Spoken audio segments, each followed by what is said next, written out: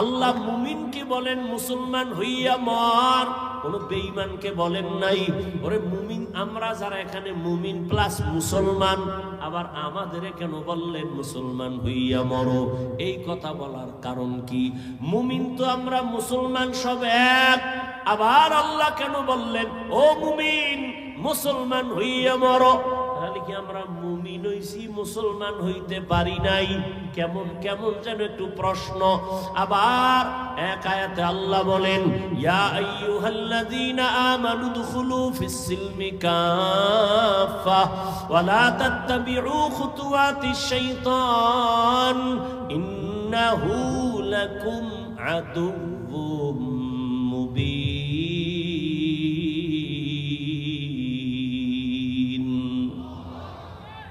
এই আয়াতে আল্লাহ বলেন এই মুমিন ইসলামের মধ্যে ঢোক, পরিপূর্ণ ঢুকে যাও। আল্লাহ আর এক আয়াতে আরো স্পষ্ট করে বলেন ইয়া আইয়ুহাল্লাযীনা আমানু আমিনু বিল্লাহি ওয়া রাসূলিহি, ও মুমিন আল্লাহর উপরে রাসূলের উপর ঈমান আনো। এখানে আমরা সবাই মুমিন না? কথা বল না কেন? আল্লাহ মানি, নবী মানি, মানার কারণেই তো মুমিন। আল্লাহ কয় এই মুমিন আবার ঈমান আন।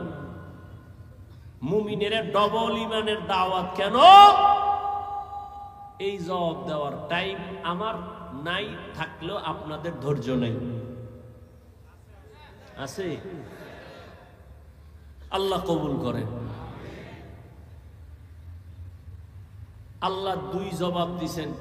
আল্লাহ তো গায়েবের মালিক নাকি? আমাকে পিসাবরাও গায়েব জানে। আল্লাহ কয়জন?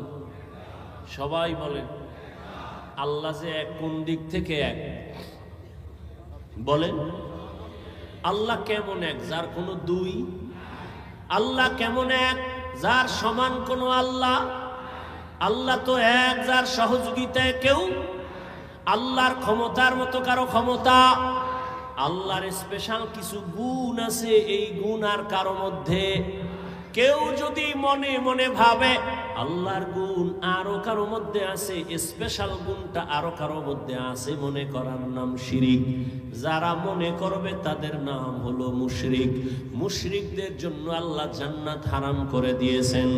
ইন্নাল্লাহা লা ইয়াগফিরু আন ইউশরাকা বিহি ওয়া ইয়াগফিরু মা দুনা যালিকা লিমান ইয়াশা ওয়া মান ইউশরিক বিল্লাহ ফাকাদ দাল্লা দালালাম বাঈদা ওয়া মান ইউশরিক বিল্লাহ ফাকাদ ইফতারা ইসমান আযীমা ওয়া মান ইউশরিক বিল্লাহ ফাকাদ হারামাল্লাহু আলাইহিল জান্নাহ। যারা শিরকের গুনাহ করবে আল্লাহ বলে আমি তাদের ক্ষমা দিব না, তাদের জন্য জাহান্নাম, জান্নাত হারাম করে ঘোষণা দিয়ে দিলাম।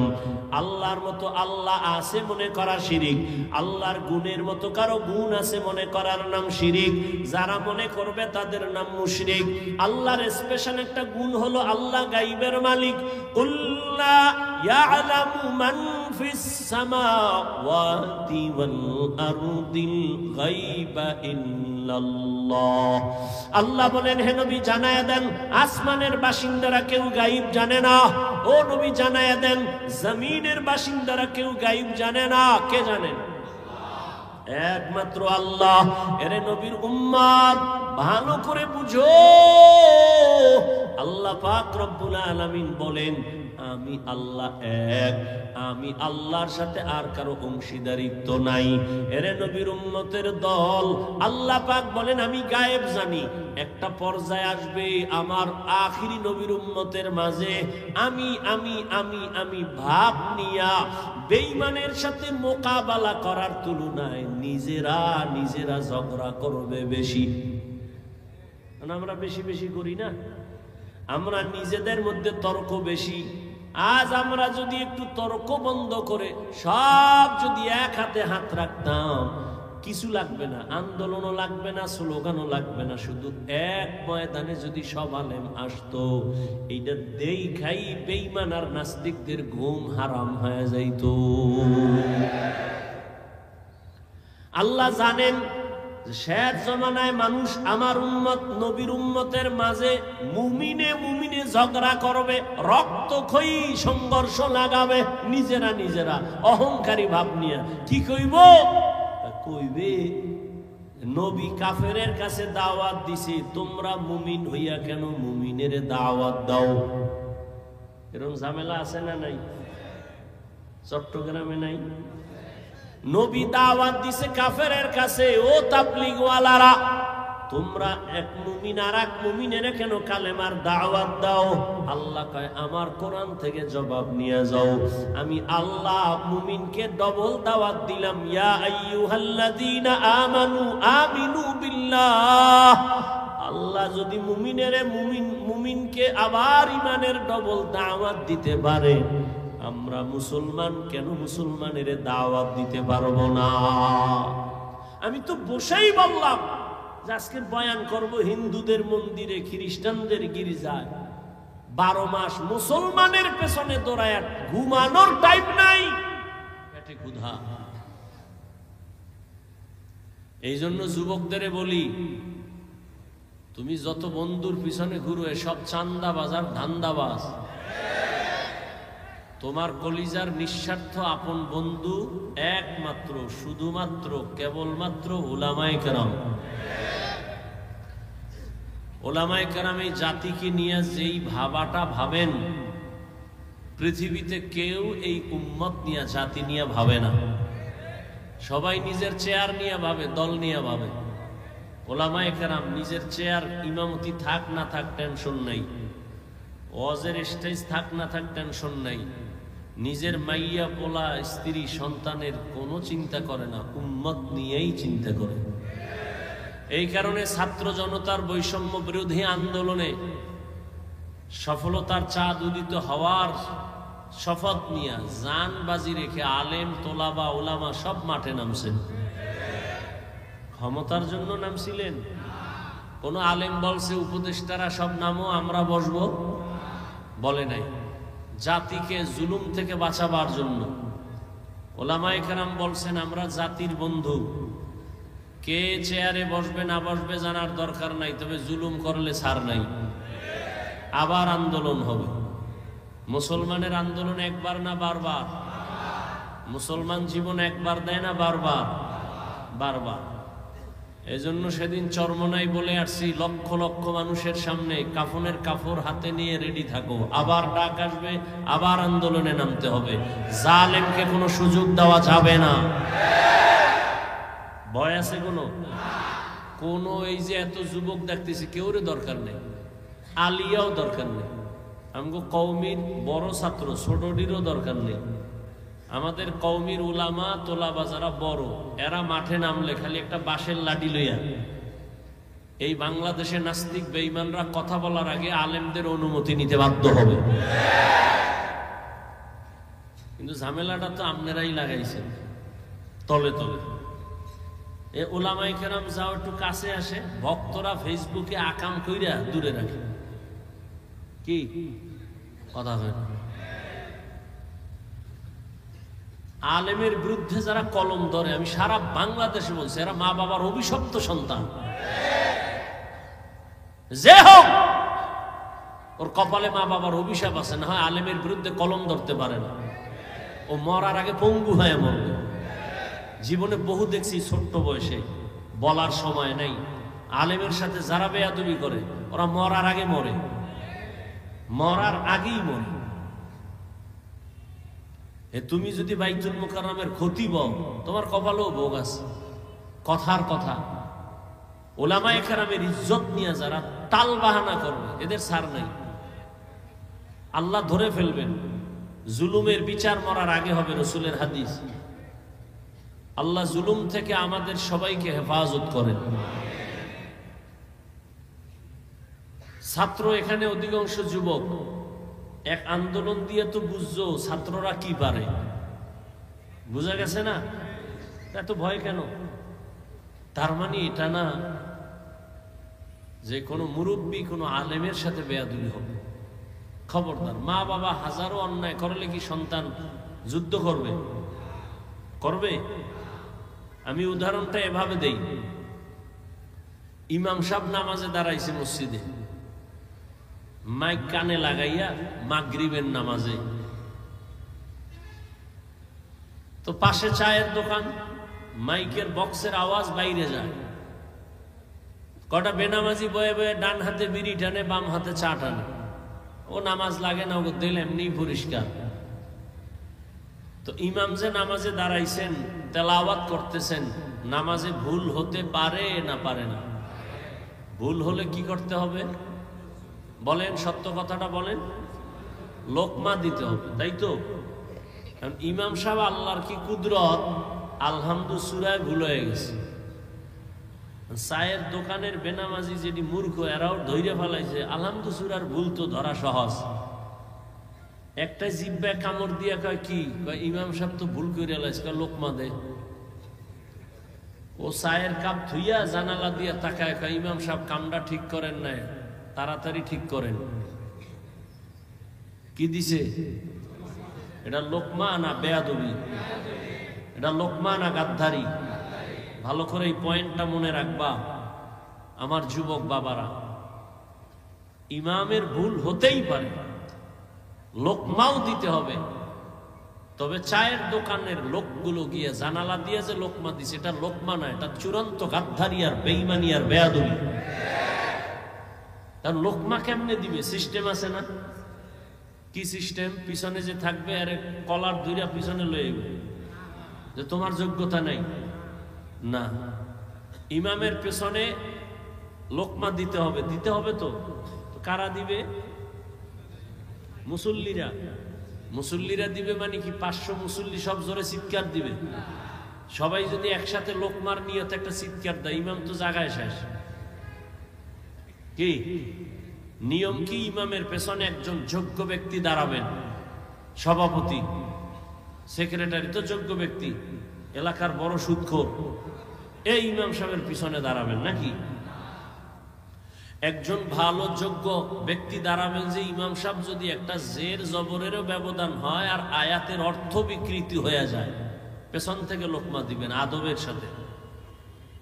ইমামের নামাজ যদি প্রথম বৈঠকের পরে কোনো ঝামেলা হয়ে যায়, তাহলে পেছনের ব্যক্তি গিয়া নামাজ শেষ করবেন, সেই যোগ্যতা নিয়ে পেছনে দাঁড়াবেন যে হেন খাওন নাই, হেন ওই শিয়ালের রাতে মুরগি। ইমামের পেছনে সব দামি দামি বেনামাজি সুদখোর, সাপ্তাহিক মুসল্লিদের আড্ডা। কি আল্লাহ হেদায়াত দান করুন। তাহলে উলামায়ে কেরাম যদি ভুল করে, অবশ্যই ভুল হবে, শয়তান তো ওয়াসওয়াসা দিবেই। উলামায়ে কেরামের ভুল হলে ভুলটা ধরায় দেওয়ার মতো আলেম আছে না নাই? অন্যরা ভুল ধরায় দেওয়া এটা লোকমা নয়, বেয়াদবি। লোকমা না বেয়াদবি? পৃথিবীর প্রত্যেকটা মানুষের জীবনের সৌন্দর্যের নাম আদব। যার আদব নাই ওর কপাল নাই, ওর জিন্দেগি নাই। লিকুল্লি শাইইন যিনাতুন ফিল ওয়ারা ওয়া যিনাতুল মারই তামামুল আদাবি আজ খুদা খা হিমে তৌফিক আদব বে আদব মাহরুম গাশত আজ ফজলে রা। রহমতের নবীকে বললেন দায়িত্বশীল। প্রত্যেক মা বাবা সন্তানের জন্য দায়িত্বশীল, প্রত্যেক স্ত্রীর জন্য স্বামী দায়িত্বশীল, মুসল্লিদের জন্য ইমাম ও খতিব দায়িত্বশীল, ওয়ার্ডের মেম্বার ওয়ার্ডের মানুষের জন্য দায়িত্বশীল, ইউনিয়নের একজন চেয়ারম্যান ইউনিয়নবাসীর জন্য দায়িত্বশীল, গোটা দেশের মানুষের জন্য দায়িত্বশীল সরকার, আর গোটা উম্মতের জন্য দায়িত্বশীল একমাত্র শুধুমাত্র কেবলমাত্র উলামায়ে কেরাম। আর একজন সাহাবী বললেন, ইয়া রাসূলুল্লাহ, আমার অধীনেও কেউ নাই, আমিও কারো অধীনে না, আমি একা, আমার কোনো দায়িত্ব আসেনি। রহমতের নবী বললেন, আপনার অঙ্গ যে আছে, অঙ্গ প্রত্যঙ্গের আপনি দায়িত্বশীল। আল্লাহ দুটো হাত দিয়েছেন, দুটো পা দিয়েছেন, কিয়ামতের দিন আল্লাহ এগুলোর হিসাব নেবেন। এমনি দেন নাই, হাতের ডিউটি আছে আলাদা, পায়ের ডিউটি আলাদা, চোখের ডিউটি আলাদা। কিয়ামতের ময়দানে আমার আল্লাহ জিজ্ঞাসা করবেন, আল ইয়াউমা নাখতিমু আলা আফওয়াহিহিম ওয়া তুকাল্লিমুনা আইদিহিম ওয়া তাশহাদু আরজুলুহুম বিমা কানু ইয়াকসিবুন। দস্তগুয়াদ মঞ্চুনি দুজদিদা আম লব্বগুয়াদ মঞ্চুনি বুসিদা আম চশমগুয়াদ চিদা আম গামজা হারাম গোশগুয়াদ চিদা আম সমরুল কালাম। আল্লাহ বলবে, হাত কথা বলো, চোখ কথা বলো। বাস্তবে হাত কখনো কথা বলতে পারে না। আপনাদের হাত পারেনি? পারে না, এটাই সত্য। কিন্তু মুমিনের আকীদা বিশ্বাস রাখতে হবে, দুনিয়ার সব বিবেক যেটাকে বলে এটা হবেই না, অসম্ভব। আমার রব বলেন এটা আমার কুদরতের দ্বারা সম্ভব। মরা গাছে কথা বলতে পারে না, এটাই সত্য। আল্লাহ যদি কুদরতি ক্ষমতা দেন, পারবে? দুধের বাচ্চা কথা বলতে পারে না, আল্লাহ যদি ক্ষমতা দান করে তো পারবে। কিয়ামতের ময়দানে যখন আল্লাহ বলবেন হাত কথা বলো, হাত কথা বলা শুরু করবে। আল্লাহর কুদরতি ক্ষমতায় বলবে, তোমারে যে দায়িত্ব দেওয়া হয়েছিল যেই ডিউটির জন্য, ওই ডিউটি পালন করছে কিনা বলো। হাত আল্লাহর কাছে বলবেন, হে মালিক, এই হাতের দ্বারা মা বাবার কল্যাণে কাজ করবে, করে নাই। হাতের দ্বারা উলামায়ে কেরামের পেছনে নেক আমলে হাত ব্যবহার করবে, করে নাই। বরং মানুষের পেছনে ক্ষতি সাধনের জন্য হাত ব্যবহার করেছে। গরিবের বেতন নষ্ট করার জন্য হাতের কলম ব্যবহার করেছে। চোখ বলো তোমার ডিউটি পালন হয়েছে কিনা। চোখ আল্লাহর আদালতে জবাব দিবেন, হে মালিক, এই চক্ষু দিছো মা বাবা দেখার জন্য, দেখে নাই। এই চোখ দিয়েছো বাইতুল্লাহ দেখবে, দেখে নাই। এই চক্ষু দিয়া কোরআন দেখবে, সওয়াব, দেখে নাই। তো কি করছে? এই কোরআন দিয়া সারাটা রাত দরওয়াজা জানালা বন্ধ করে মোবাইলের দিয়ে তাকায়া কবিরা গুনাহ দেখছে। কিয়ামতের দিন চোখ আমার আল্লাহর দরবারে কথা বলবে। এজন্য আল্লাহর নবী বলেন, সাবধান, দায়িত্ব সম্পর্কে আল্লাহর আদালতে দাঁড়াতে হবে। সবাই জবাবদিহিতার কাঠগড়ায় দাঁড়াবেন। এই ভয়টা সাহাবায়ে কেরামদের মধ্যে চলে আসার কারণে দেশের ক্ষমতা হাতে নিয়েও রাতের গভীরে নামাজে দাঁড়ায় দাঁড়ায় সাহাবায়ে কেরামের কান্নার আওয়াজ। আর আমরা এত বয়ান শুনি, বয়ান জানি, এখানে এমন একটা মানুষও নাই যেই কথা জানে না। মিথ্যা বলা হারাম, গালি দেওয়া হারাম, গীবত করা হারাম, সুদ খাওয়া হারাম, ঘুষ খাওয়া হারাম, জুলুম করা হারাম, চুরি করা হারাম, ডাকাতি হারাম, কাউকে হত্যা করা হারাম। জানার পরেও বহু বান্দা মিথ্যা বলে, গালি দেয়, গীবত করে। এর কারণটা কি? অথচ এর পেছনে উলামায়ে কেরাম তো বয়ান কম করে না, তাবলীগ ও দাওয়াত ও তাবলীগের মেহনত কম চলে না। জুমার দিন খতিবের বয়ান, উলামায়ে কেরামের হাড় ভাঙ্গা পরিশ্রমের বয়ান। এরপরেও কেন আমলের খাতা শূন্য? এর একমাত্র কারণ আল্লাহর আদালতে দাঁড়াইয়া হিসাব দেওয়ার ভয় অন্তরে এখনো আসে নাই। আর ততদিন পর্যন্ত আল্লাহর আদালতের ভয় অন্তরে আসবে না যতদিন পর্যন্ত একটা মানুষ আল্লাহর প্রিয় বান্দা ওলিদের বন্ধু না হবে। উলামায়ে আহলে হকের বন্ধু যতদিন হবে না, বয়ান চলবে, আমল হবে না। ওর কপাল বড় খারাপ। আর কপাল যদি খারাপ হয়ে যায়, আমি হাফিজুর রহমান কেন, মক্কা মদিনার ইমাম কেন, স্বয়ং নবী, যেই নবীর চেহারা দেখলে পেটের ক্ষুধা থাকে না, কেমন মায়ার নবী আমার, যে নবীর চেহারার মোহাব্বতের নজরে দেখলে জাহান্নাম হারাম। ওই নবী রাস্তা দিয়া যখন চলেন, দুপার্শ্বের গাছ নত হয়ে আমার নবীরে সালাম জানায়। সাহাবায়ে কেরাম কানে শুনতেছেন, নবী হাঁটতেছেন, বারবার জঙ্গল থেকে সালামের আওয়াজ আসতেছে। ও পয়গম্বর, মানুষ দেখি না, সালাম আসতেছে কোথা থেকে? রহমতের নবী বলেন, সাহাবা, আমি মুহাম্মদের আগমনের সুবাস পাইয়া জঙ্গলের হরিণ আমারে সালাম জানায়।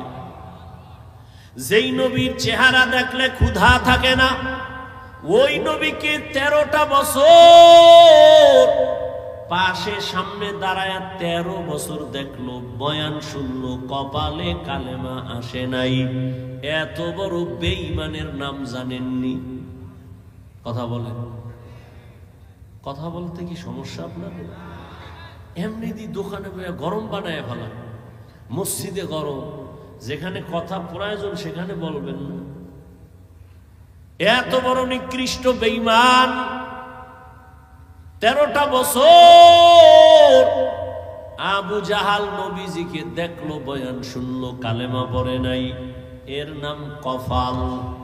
অন্যদিকে 27 বছরের যুবক তরবারি নিয়ে যায় নবীকে জবাই করার জন্য। নবীজিরে দেইখা তরবারি ফালায় বলেন, নবী কল্লা কেটে দেন, তবে আগে কালেমা রশি গলায় লাগায় দেন। মান ইয়াহদিল্লাহু ফাহুয়াল মুহতাদ ওয়া মান ইউদ্লিল ফালান তাজিদা লাহু ওয়ালিয়াম মুরশিদা। হেদায়েত আল্লাহ যাকে দিবেন পেয়ে যাবে, আর আল্লাহ যার হেদায়েতের দরজা খুলবে না, আমি হাফিজুর রহমান কেন স্বয়ং নবীর বয়ানও কপালে কালেমা আসবে না। হাতের মুষ্টির মধ্যে পাথর নিয়া আবু জাহাল কয়, ভাতিজা আমার হাতে কি আছে বলতে পারলে এখন আমি কালেমা পড়ব, নবী মানব। নবী বলেন, আমি বলতে পারি না। কেন পারো না? বলে, আমি গাইবের ইলম আল্লাহ দেন নাই, তবে হাতের মুষ্টিতে যা আছো একটু আওয়াজ দাও। পাথরগুলো কালেমায় শাহাদাত পড়া শুরু করলো। আবু জাহাল পাথরগুলো মাটির মধ্যে ফেলে বলে, ভাতিজা তুমি এত বড় জাদুকর আমি জানতাম না। এর নাম কপাল। কপাল যদি পুড়ে যায় হেদায়েতের দরজা খুলবে না। আর কপাল যদি আল্লাহ খুলে দেয়, নবীকে জবাই করতে আসিয়াও কালেমা পড়ে, এর নাম কপাল। এরে আমার কলিজার যুবক, দুনিয়াতে আর কত মাইয়ার চরিত্র নষ্ট করলে তোর মনের আশা মিটবে? দুনিয়াতে আর কত রাত মোবাইলে কবিরা গুনাহ দেইখা তোর আশা মিটবে? এত তাড়াতাড়ি তওবা করবি না তো কত গুনাহ করলে এরপরে তুই তওবা করবি? কত জীবন তুই পার্কে পার্কে দৌড়ানোর পরে তুই তওবা করবি, তোর আশা মিটবে? বল। চোখের সামনে তো যুবকের লাশ, পানির নিচে লাশ, গাড়ির নিচে লাশ, ঘুমের বিছানায় লাশ। ওলামায়ে কেরামের কথা শুনলা না রে বাবা? কয়দিন এই বাহাদুরি? করোনায় কত লাশ চলে গেল, ডেঙ্গুতে কত লাশ চলে গেল, এই ছাত্র জনতার আন্দোলনে কত লাশ চলে গেল। ও আল্লাহর বান্দা, তুমি সুস্থ, এটা বাঁচার গ্যারান্টি না। অসুস্থ রোগীর সামনে সুস্থ মানুষ মরে যায়, অসুস্থ রোগী অনেক দিন থাকে। আল্লাহর কাছে জবাব দেওয়ার ভয় অন্তরে জমা করে নাও। আল্লাহ বলেন, ইয়া আইয়ুহাল্লাযীনা আমানুত্তাকুল্লাহা হাক্কা তুকাতিহি ওয়া লা তামুতুন্না ইল্লা ওয়া আনতুম মুসলিমুন।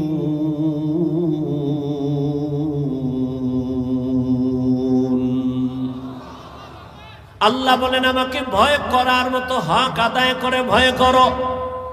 সাহাবায়ে কেরাম নবীর সামনে গিয়া বললেন, ইয়া রাসূলুল্লাহ, আল্লাহ যত বড় ওই পরিমাণ ভয় কোনো বান্দার দ্বারা করা সম্ভব না। নবীও পেরেশান হয়ে গেলেন।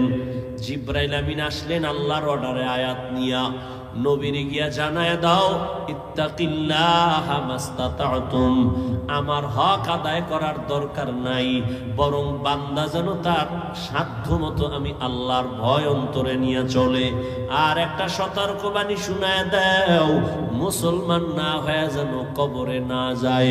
আল্লাহ বলেন নাই বক্তা না হইয়া মরিস না, পীর না হইয়া মরিস না, ডাক্তার না হইয়া মরবি না। আল্লাহ বলেন তুমি ডাক্তার না রোগী, পীর না মুরিদ, ইমাম না মুক্তাদি, আলেম না মূর্খ, ধনী না গরিব, আমার জানার দরকার নাই। আমার কাছে পরিচয় এক, তুমি মুসলমান কিনা। মুসলমানের জন্য আহলুল্লাহ যারা আল্লাহওয়ালা, এরা বলেন পীর হওয়া সহজ। কি পীর হওয়া? কি পরিমাণ পীর আমাদের চট্টগ্রামে আছে। সকাল থেকে সন্ধ্যা, সন্ধ্যা থেকে সকাল, খালি রড পুইরা পিডাইলেও আলহামদুলিল্লাহ পারবে না। হে শুধু পীর না, জমানার কুতুব, মুজাদ্দিদে জামান, আন্তর্জাতিক বেঈমান, এরকম পীর আছে না নাই? আল্লাহ হেদায়েত দান করুন। ভাইরা আমার, মুসলমান না হইয়া মরিও না রে যুবক। আল্লাহ বলেন আমাকে হক আদায় করে না পারলেও সাধ্যমতো ভয় করো। এখানে আমরা যারা বসে আছি, দাঁড়ানো আছি, যদি জিজ্ঞাসাই করি আল্লাহকে আপনারা কারা কারা ভয় করেন, প্রশ্নটা করলে সবাই হাত উঁচু করে বলবে অবশ্যই আমরা হুজুরদের থেকেও বেশি ভয় করি। অথচ এখানে এমনও মানুষ বসে আছেন আজকে ফজর পড়ে নাই, জোহর পড়ে নাই, আসর পড়ে নাই, মাগরিব পড়ে নাই, এশাও পড়ে নাই, এরপরও চাপাবাজি করে আমগো দিল পরিষ্কার আছে না নাই? এরপরও বলে আমি আল্লাহকে ভয় করি, আমি 5 ওয়াক্ত নামাজ পড়িয়া বলি আল্লাহকে ভয় করি। আপনি নামাজ বাদ দিয়ে বলেন আল্লাহকে ভয় করি। আমি পর্দা রক্ষা করে বলি আল্লাহকে ভয় করি, আপনি পর্দা বন্ধ করে বলেন আল্লাহকে ভয় করি। আমি দাড়ি রেখে বলি আল্লাহকে ভয় করি, আপনি দাড়ি না রেখে বলেন আল্লাহকে ভয় করি। দোনো দলের ভয় কি সমান? না, আসলে আপনার মধ্যে মোটেও ভয় নাই। ভয়ের হাকিকতি আপনি জানেন না। ভয়টা আসলে কি? বলে একটা সন্তান মা বাবাকে ভয় করে। প্রমাণ কি? বলে মা বাবার সামনে অন্যায় করে না, শাস্তির ভয়। একটা ছাত্র শিক্ষকের ভয় করে। কেন? প্রমাণ কি? বলে শিক্ষকের সামনে অন্যায় করে না, শাস্তির ভয়। ঠিক এই দুনিয়ায় যেই বান্দা, যেই বান্দি আল্লাহকে ভয় করবেন, ওই বান্দা গলায় ছুরি লাগাবে, দাড়ির মধ্যে অস্ত্র লাগাবে না। हर के दारद खौफे हक दर दिल मदम जन्नतुल मअवाते हद ओ राम काम जुज़बा हक जी जे मखाद इंसुजा फजले उआ मस्ते दर जुमला जहां। আজকে আল্লাহর ভয় অন্তরে না থাকার কারণে এত বয়ান। আজকে তো বয়ান করব হিন্দুদের মন্দিরে গিয়া, আজকে তো বয়ান করার দরকার ছিল চট্টগ্রামের পাহাড়ে খ্রিস্টানদের মিশনারিতে গিয়া। কিন্তু কই 12টা মাস মুসলমানের পেছনে কুত্তার মতো দৌড়াইতে দৌড়াইতে ঘুমানোরও টাইম পাওয়া যায় না। এরপর মুসলমান নামাজের মুসাল্লায় যায় না। বুঝি না কি তুমি ভুলে আসো না আমরা ভুলে আসি? না হয় তাবলিগওয়ালারা পায়ে হাতে ধইরা বুঝায় নামাজ পড়ো, পড়ো না কেন? পীর সাহেবরা পায়ে হাতে ধরে বুঝায় নামাজ পড়ো, নরম ভাষায় বুঝায়, কত নরম। আমরা বক্তারা বয়ান করি, এরপরও কেন নামাজ পড়ো না রে বাবা? আসলে কি তুমি মনে করছো আমরা ভুলে আছি? একটা প্রমাণ দেখাও। কারণ উলামায়ে কেরামের যত কথার পাওয়ার, মূল পাওয়ার হাউস হলো কোরআন শরীফ, আল্লাহর কোরআন। এই কোরআন আল্লাহ একজন আছেন, প্রমাণ কোরআন। জান্নাত আছে, দলিল কোরআন। জাহান্নাম আছে, দলিল কোরআন। গুনাহ করলে জাহান্নামে যাবে, প্রমাণ কোরআন। নেক আমল নিয়ে গেলে জান্নাত পাবে, প্রমাণ কোরআন। কোরআন, ওই কোরআনে যদি ভুল থাকে তো সবই ভুল। একটা ভুল বের করে দাও, আমি এখন দাড়ি কেটে ফেলবো, শার্ট প্যান্টটাই লাগায় রাস্তায় নাচ গান করবো। তুমি কেন ১৫০০ বছর পর্যন্ত কত পণ্ডিতেরা ভুল বের করার অপচেষ্টা করিয়াও একটা ভুল বের করতে পারে নাই, বরং বহু বিধর্মীরা কালেমা পড়ে মুসলমান হয়ে গেল। ও আল্লাহর বান্দারা, তাহলে সমস্যাটা কোথায়? তুমিও মুসলমান, আমিও মুসলমান রে যুবক। তোমার আমার আল্লাহ দুই না এক? বুঝে শুনে কইও, প্যাচ লাগাইও না। ও যুবক বাবা বলো, তোমার আল্লাহ আমার আল্লাহ? তোমার আমার নবী, কোরআন, হাদিস, কাবা, ধর্ম, কালেমা, দুনিয়াতে আর সীতাও কিন্তু এক। বিদায় বেলা কাফনের সংখ্যা হবে এক। আমারও 3 কাফন, তোমারও 3 কাফন। নাকি আমি একটা বক্তার সম্মানে বাড়ানো হবে? তুমি রিক্সার ড্রাইভার, গরিব হওয়ার কারণে একটা কাফন কম হবে? আমারও 3 কাফন, তুমিও 3 কাফনে পেঁচায়া পড়বা, কালার হবে আলাদা।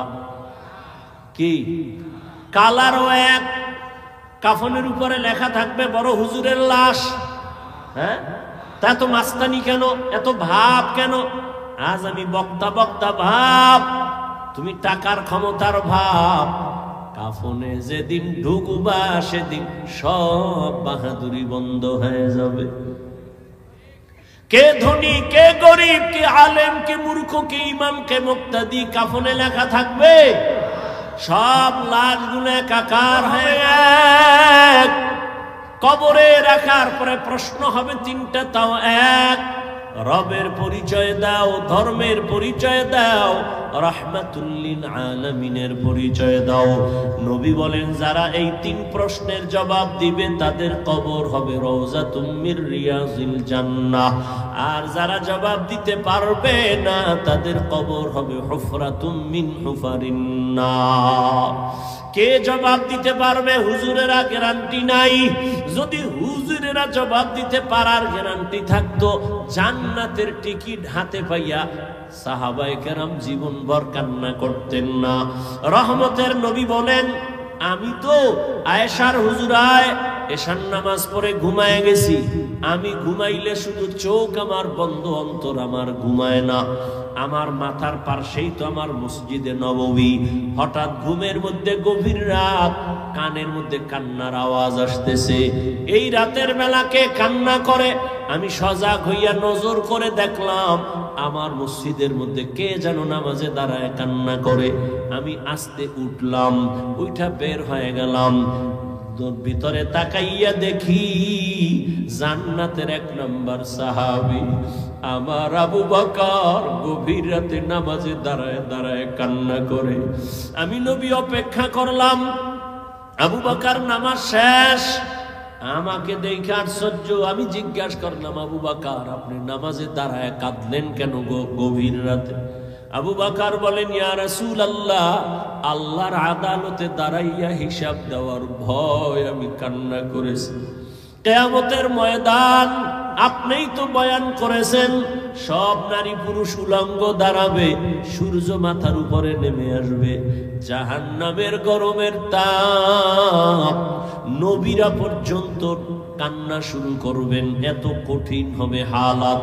ওই সময় আল্লাহ যদি আমারে ডাকেন আর বলেন, আবু বকর জাহান্নামের দরজা থেকে দইরা তোমারে জান্নাতের টিকিট হাতে দিছি, বলো আমার কাছে কি নিয়ে আসছো? আমি যদি বলি, আল্লাহ তোমার মহব্বতে নামাজ পড়ছি, তেলাওয়াত করেছি, জিকির করেছি, এই আমল নিয়ে আসছি।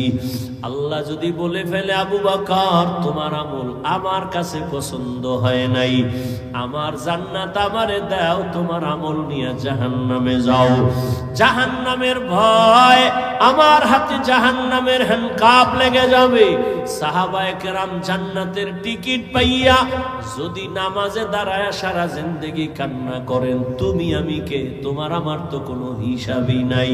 তুমি আমি মাওলানা দাবি করি, কিন্তু না, আসলে আমি মানুষই হইতে পারি না। মাওলানা হইছি ঠিক, আমার সার্টিফিকেট আছে মাওলানার, এটাও ঠিক, তুমি মুফতি সাহেব, এটাও ঠিক। তবে ভালো করে বুঝো, একটু আগেই বলেছি আল্লাহ কিন্তু বলে নাই মাওলানা না হইয়া কবরে আসবা না, মুফতি সাহেব না হইয়া মরবা না। আল্লাহ বলে তোর মুফতিগিরির দাম নাই, মাওলানাগিরির দাম নাই, আমার কাছে আসার আগে মুসলমান হইয়া কবরে আসবা। মুসলমান হইয়া মরার ব্যাখ্যা কি? আল্লাহ মুমিনকে বলেন মুসলমান হইয়া মর, কোন বেঈমানকে বলেন নাই।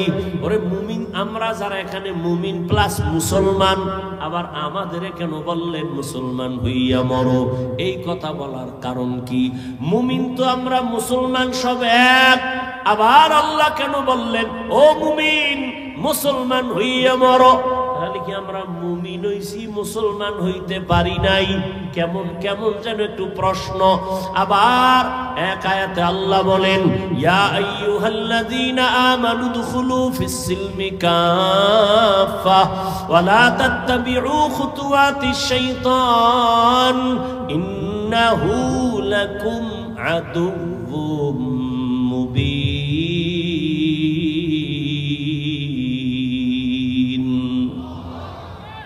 এই আয়াতে আল্লাহ বলেন এই মুমিন ইসলামের মধ্যে ঢোক, পরিপূর্ণ ঢুকে যাও।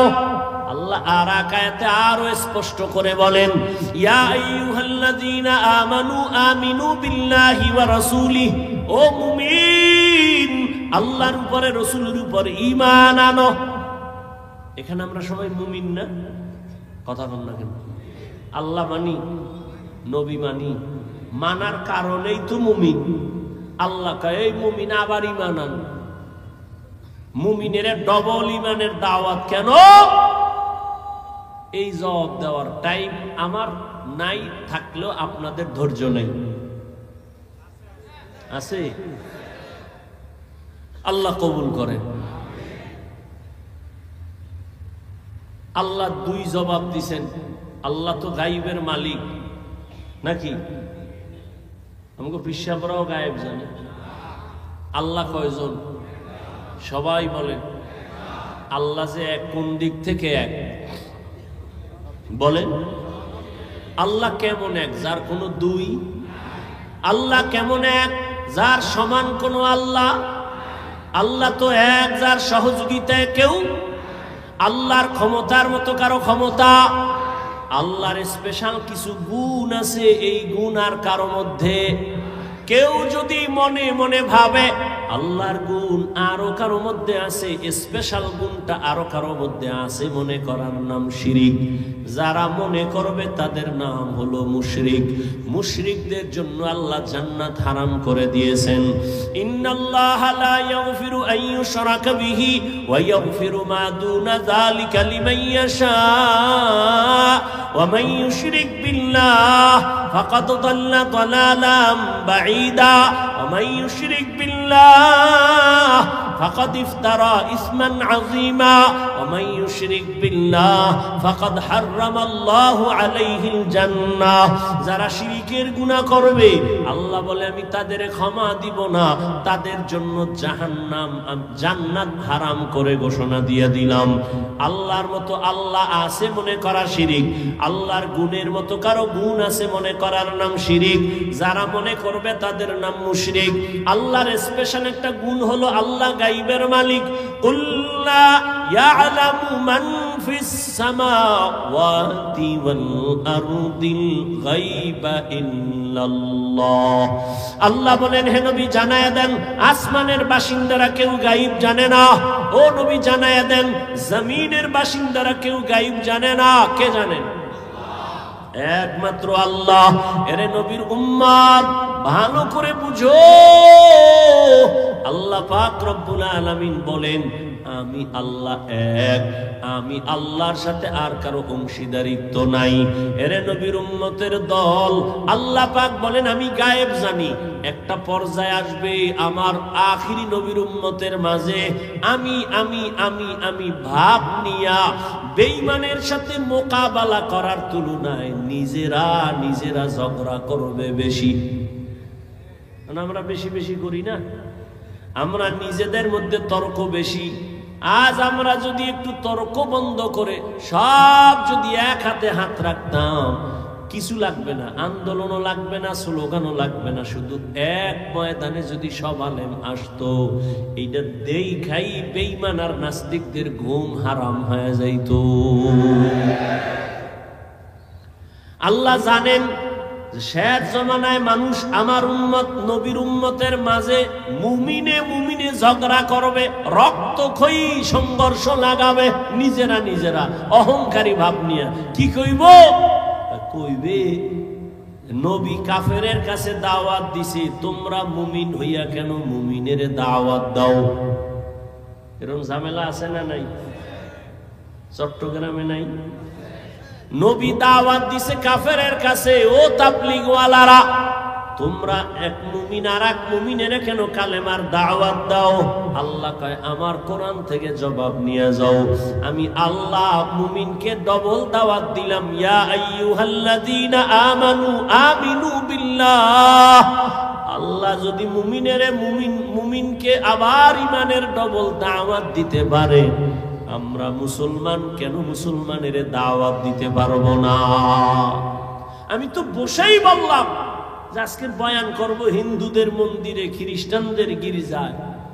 12 মাস মুসলমানের পেছনে দৌড়ায়, ঘুমানোর টাইম নাই, এরপরও লাইনে রাখা যায় না, বিধর্মীরে দাওয়াত দিব কখন? আর এই প্রশ্ন যারা অনর্থক করে, এরাও কিন্তু প্রশ্নের সাথে মিল নাই। কারণ যারা এই প্রশ্ন করে, এরাও কিন্তু মুসলমানের দাওয়াতি মজলিসে বসে এই প্রশ্ন উঠায়। তোমরা হিন্দুদের মন্দিরে গিয়া যদি দাওয়াত দিয়ে কইতে আমরা হিন্দুদের মন্দিরে আসছি, তোমরাও যাও, তোমরা কেন মুসলমানের দাওয়াত দাও? এই যে বললাম, যেই মুসলমান আপনার আল্লাহ আমার আল্লাহ এক, নবী এক, কোরআন এক, কাবা এক, ধর্ম এক, কালেমা এক, সব এক, অথচ আপনারা অনেক ভিআইপি জগতের মুসলমান। কেন? আমি মাথায় টুপি না দিলে লজ্জা পাই। ও নোয়াপাড়ার মুসলমান, তুমি কেমন? তুমি টুপি দিতে লজ্জা পাও, তুমি কত ভিআইপি মুসলমান। আমি দাড়ি কাটতে লজ্জা পাই, তুমি দাড়ি রাখতে লজ্জা পাও। তুমি কত বড় ভিআইপি মুসলমান। কোন জগৎ থেকে তোমার আল্লাহ আলাদা বানাইছে?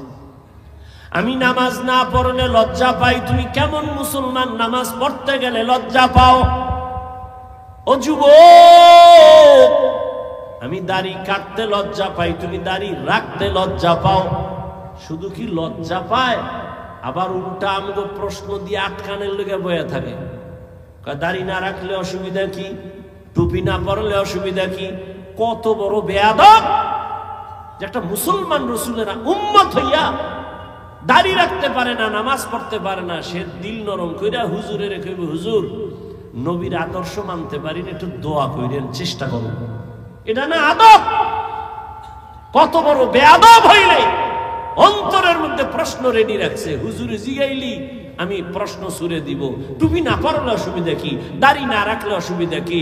আমার নবী যদি কয় তোর মতো বেয়াদব, আমি মুহাম্মদের উম্মত স্বীকার না করলে কি অসুবিধা কি? তুমি মুসলমান, তোমার অন্তরে এই প্রশ্ন আসে কিভাবে? তুমি পারো না, তোমাকে তো কেউ জাহান্নামী বলে না। তুমি দোয়া চাইবা, হুজুর চেষ্টা করব নবীর তরিকা যেন মাইনে চলতে পারি। তুমি কত বড় গাধা যে তুমি উল্টা প্রশ্ন করো। নামাজ না পড়লে অসুবিধা কি? দাড়ি না রাখলে অসুবিধা কি? টুপি না পড়লে অসুবিধা কি? তুই ইসলামটাকে কি বানাইতে চাও? তামাশা মনে করেছো ইসলাম? ইসলামটাকে খেলনার পাত্র বানিয়েছ। মুসলমানের সন্তান কই পেয়েছ এই দুঃসাহস? কোন বেঈমান আর মুনাফিক তোমাকে এই প্রশ্ন শিখায় দিয়েছে? কিসের মুসলমান তুমি? গৌর গোবিন্দ সিলেটের জমিনে ওই বেঈমানের মোকাবেলা করতে তো বেতের বাড়ি লাগে নাই। শাহজালালের তাহাজ্জুদের কান্নার ফজরের আজান, কই তোমার সে তাহাজ্জুদ, কই তোমার সে আজান, কই নামাজ? সারাটা রাত মোবাইল দেখে কবিরা গুনাহ করে চেহারাটা নষ্ট করে ফেলেছো। ভাব দেখাচ্ছ তুমি বড় বুজুর্গ, আলেমের ভুল ধরো। এই বেয়াদবি কে শিক্ষা দিয়েছে তোমাকে? তুমি লিখে রাখো আমার কথা, যদি মরে যাই কবরে জুতা মারবি যদি মিথ্যা হয়। যদি এখনো তওবা না করো, আলেমের বিরোধিতা করে, তোর মরা হবে জীবনের পঙ্গু হওয়া মরা। লিখে রাখিস, তুই পঙ্গু না হয়ে মরবি না। তওবা যদি করো, খোদায় দরজা খুলে দেয় ওমরের মতো, তা শুকর আল্লাহর দরবার। একটা মুসলমান যার আদর্শ দেখলে মানুষ চলে আসবে দিনের দিকে। বেঈমানের সাথে তর্ক নাই, মুমিনে মুমিনে তর্ক। এরে উঠাও, এরে নামাও। 24টা ঘন্টা এই নিয়ে জীবন কাটাচ্ছে। নামাজ নাই, রোজা নাই, তেলাওয়াত নাই, খবর নাই। মায়ের খবর নাই, মাইয়ার খবর নাই, বউয়ের খবর নাই, পরিবারের খবর নাই। খালি আলেমদের সমালোচনা সমালোচনা। তো এদেশে আলেম যদি না থাকে তো ইসলাম কই? ইসলামটাকে এত দুর্বল মনে করেছো কেন? আমি তো এতক্ষণ যে চিল্লাইছি, একবারও কি বলছি এই স্কুল কলেজ বাদ দিয়া সব কওমিতে ঢোক, নাইলে তুই শেষ? বলছি? ও যুবক বাবারা, ভালো করে খেয়াল করো। আমি পাস করলি তুমি মাথায় দিলাম, একবারও বলি নাই তুমি পাস করলি মাথায় দাও, না হয় ধ্বংস। আমি কওমি মাদ্রাসার সন্তান, আমি তাবলীগের লাইনের সন্তান, আমি পীরের মুরিদ। তোমাকে একবারও বলি নাই যুবক বাবা পীরের কাছে যাও, তাবলীগে যাও, না হয় তুমি ধ্বংস। একবারও বলি নাই। বরং আমি চট্টগ্রামের মানুষের বলে যাই, দোয়া করে যাই, ও যুবক তুমি স্কুলে পড়ো, ধন্যবাদ, শুকর আদায় করে দোয়াও করে যাই, তুমি স্কুলেই পড়িও, ডাক্তার হও, ইঞ্জিনিয়ার হও, ব্যবসায়ী হও, চাকরিজীবী হও, প্রফেসর হও। আমগো মাদ্রাসায় সব বীর জমানের দরকার নাই। আমগো মাদ্রাসায় ছাত্র অনেক বেশি, এটি কমানোরও দরকার। ছাত্রের অভাব নাই। কলেজ ভার্সিটি বন্ধ করে মাদ্রাসা আসার কোনো যৌক্তিকতা নাই। বরং তুমি ওখানে লেখাপড়া করে ডাক্তার হও, ইঞ্জিনিয়ার হও, প্রফেসর হও, ব্যবসায়ী হও, চাকরিজীবী হও। তবে একটা দাবি, বেয়াদব জীবনে হইও না রে বাবা। যদি তুমি মা বাবার সাথে বেয়াদবি করে বরদোয়া নাও, পঙ্গু হয়ে যাবা, তোমার জীবন নষ্ট। তুমি যদি বেয়াদবি করিয়া ডাক্তার হও, ডাক্তার হইলে তুমি বেয়াদবি মার্কা ডাক্তার যদি হও, তুমি তাসলিমার মতো জুতা খায়া পালানো ছাড়া উপায় হবে না। অতএব বাবা তুমি বেয়াদব হইও না। তুমি একজন সফল আদর্শের ডাক্তার হও, আদর্শবান ইঞ্জিনিয়ার হও, আদর্শবান ব্যবসায়ী হও। তোমার আদর্শ দেখে যেন মানুষ কিছু শিক্ষা পায়। তোমার ব্যবহারে কোনোদিন যেন মা বাবা কষ্ট না পায়। তোমার ব্যবহারে যেন শিক্ষকেরা কষ্ট না পায়। তোমার ব্যবহারে কখনো যেন তোমার উলামায়ে কেরাম কষ্ট না পায়। তুমি আদবওয়ালা জিন্দেগি নিয়ে চলো। কারণ আল্লাহর জাতের কসম, তুমি যত বড় হতে চাও, মা বাবার দোয়া ছাড়া সম্ভব না, শিক্ষকের দোয়া ছাড়া সম্ভব না, উলামায়ে কেরামের নেক নজর ছাড়া কোনোদিন সম্ভব না। এই জন্য বাবা তুমি যেই লাইনে থাকো, ডাক্তার হও বাধা নাই, মুসলমান হইয়া মরো। ডাক্তার হইয়া মুসলমান হওয়া যাবে না কথাটা এমন না। এবার বাস্তবে কিছু উদাহরণ তোমার সামনে দেই। বাবা তুমি যুবক জবাব দাও, তোমার মতো যুবক জেনারেল লাইনে আছে, স্কুলে কলেজে, সত্য কথাটা স্বীকার করো। তোমার মতো যুবক স্কুলে পড়িয়াও কি 5 বেলার নামাজ পড়ে দাড়িওয়ালা আছে? না থাকলে কও নাই আছে? আর ওয়াজ নাই, তোমার জন্য কোনো ওয়াজ নাই, তোমার ওয়াজ শেষ। তুমি শুধু এতটুকুই আল্লাহ বিবেক দিছে। কুকুর শুয়ারকে আল্লাহ ভালো মন্দ যাচাই এর বিবেক দেয় না, তোমাকে দিছে। তুমি শুধু এতটুকু নিজেকে জিজ্ঞাসা করো তো, তোমার মতো জেনারেল লাইনের ছেলেটা স্কুল কলেজে পড়ে যদি দাড়ি থাকে, নামাজ থাকে, তুমি পারো না কেন? আর কোনো ওয়াজের দরকার নাই তোমার। তোমার মতো যুবক সন্তান র্যাব, আর্মি, পুলিশ, বিডিআরের চাকরি করে, নামাজ ছাড়ে না, বলো বাবা তুমি কেন পারবা না? তোমার মতো যুবক তাকায় দেখো ওসিডিসিএসপি 5 ওয়াক্ত নামাজ পড়ে, বলো তুমি কেন পারবা না? তোমার মতো যুবক সন্তান রাস্তায় গাড়ি চালায়, ড্রাইভারি করে, এক বেলার নামাজও বাদ দেয় না, বলো বাবা তুমি কেন পারবা না? ও যুবক বাবারা, তোমার মতো কত ব্যবসায়ী আজান হয়েছে দোকান বন্ধ করে নামাজে চলে গেছে, দাড়িও ফালায় না, নামাজও বাদ দেয় না, হারাম ভাবে ব্যবসা করে না, এমন বান্দা আছে, তুমি কেন পারবা না? জীবনে মাদ্রাসায় পড়ে নাই, আলিফ বাতাও শিখে নাই, জেনারেল লাইনে থাইকে যদি তোমার মোহাব্বত আল্লাহর নবীর আদর্শ নিয়ে চলে, তুমি এতটুকু নিজেকে জিজ্ঞাসা করিও, বালিশে মাথা লাগায়, তুমি কেন পারবা না? তোমার মতো যুবক নদীর মধ্যে মাছ ধরে নামাজ পড়ে, তুমি পারো না কেন? কৃষি কাজ করে নামাজ পড়ে, তুমি কেন পারো না? এখনো সময় আছে, তওবা করে নাও। ও পর্দার আড়ালের মা বোনেরা, আসেনি মা বোন?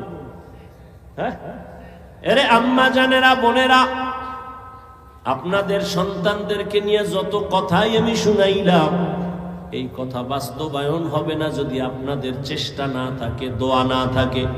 কারণ আপনারা নবীদের মায়ের মতো দামি, আপনারা সাহাবায়ে কেরামদের মায়ের মতো দামি, আপনারা খাদিজা রাদিয়াল্লাহু আনহার মতো দামি, ফাতেমা রাদিয়াল্লাহু আনহার মতো দামি, আয়েশা রাদিয়াল্লাহু আনহার মতো দামি।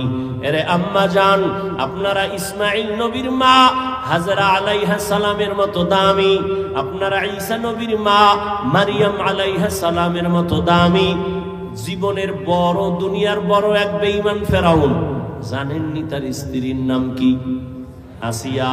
এত বড় বেঈমান ফেরাউনের ঘরে আসিয়া কত বড় আল্লাহর পেয়ারা বান্দি।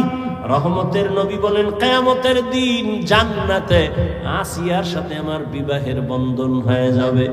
ও পর্দার আড়ালের মা, আপনার স্বামী তো ফেরাউনের মতো খারাপ না, আপনি কি পারেন না নামাজ পড়ে দোয়া করবেন? স্বামীরে যদি বলতেন, স্বামী নামাজ পড়ার চেষ্টা করো, কামাই রুজি করো, তুমি হারাম টাকা ঘরে আনবা না, যদি এভাবে বুঝাইতেন, হারাম টাকা খাইয়া নিজের রক্ত নাপাক করব না, সন্তানেরটাও নাপাক করতে দিব না, দুনিয়ার কোন স্বামী হারাম কামাই ঘরে নিতে পারত না। এরে আম্মা জান, আপনার মতো কত মা এই অঞ্চলে এখনো পাবেন, পর্দা রক্ষা করে চলে, নামাজ ছাড়ে না, স্বামীর মাল হেফাজত করে, সন্তানগুলোকে আদর্শওয়ালা বানানোর চেষ্টা করে, কখনো মোবাইলে চরিত্র বিক্রি করে না। এরে আম্মা জানেরা, আপনারা কেন পারবেন না? ও যুবক বাবা, এখনো সময় আছে, তওবা করে নাও।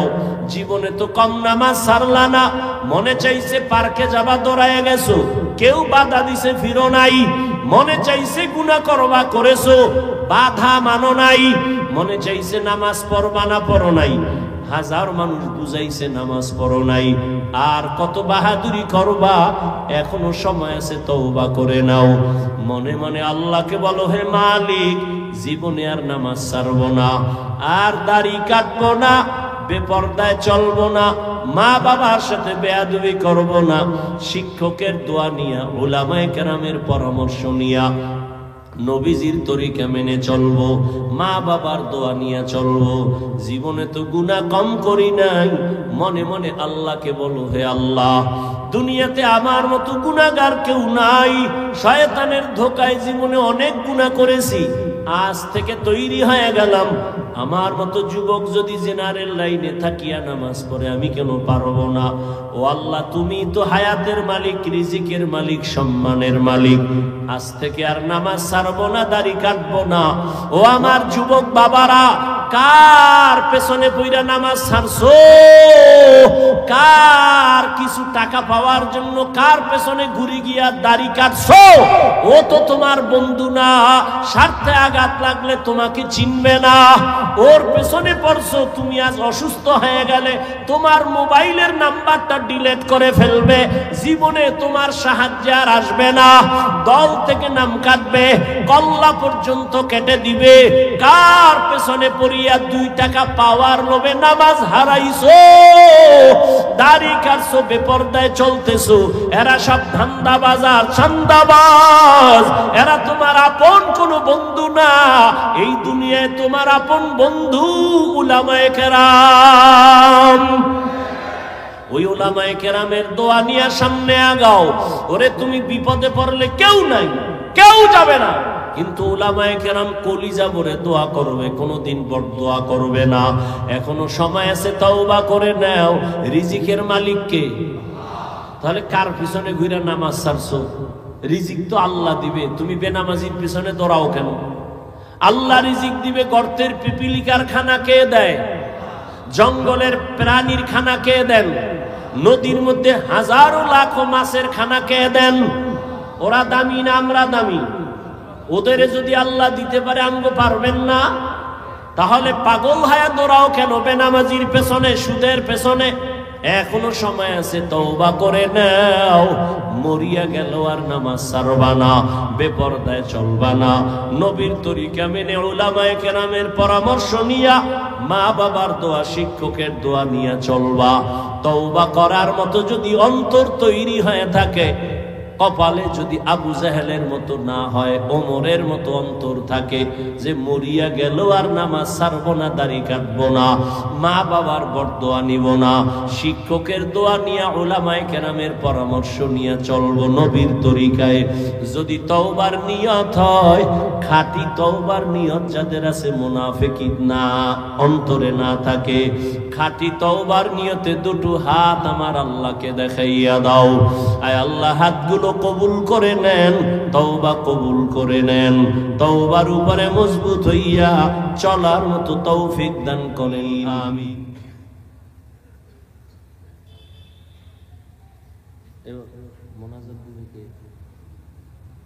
তো আমি দোয়া করি, আল্লাহ আমার প্রত্যেকটা যুবককে কবুল করেন।